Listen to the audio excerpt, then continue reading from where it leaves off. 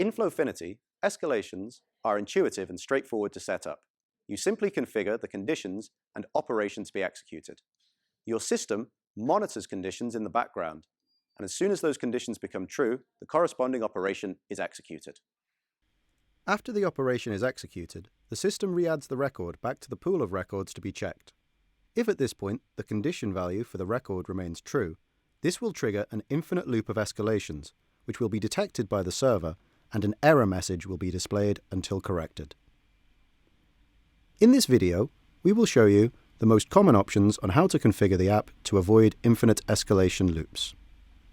Use a transition operation to switch states if escalation condition is based on that state. Every escalation is mapped to a certain operation.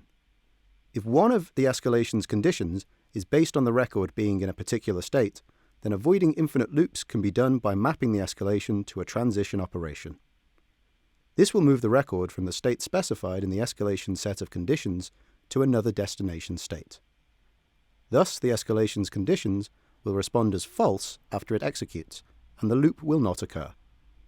Apply a calculated default in time fields and reset the field after the escalation executes.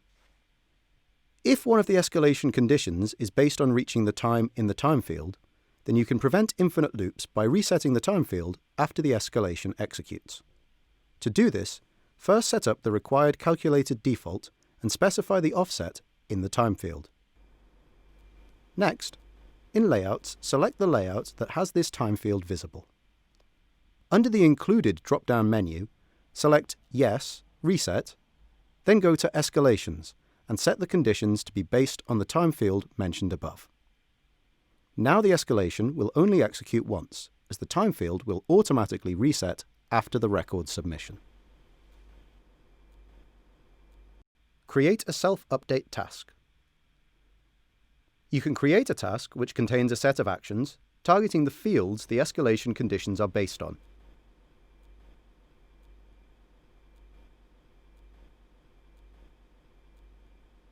Next, you should map the task to operations specified in the escalation configuration.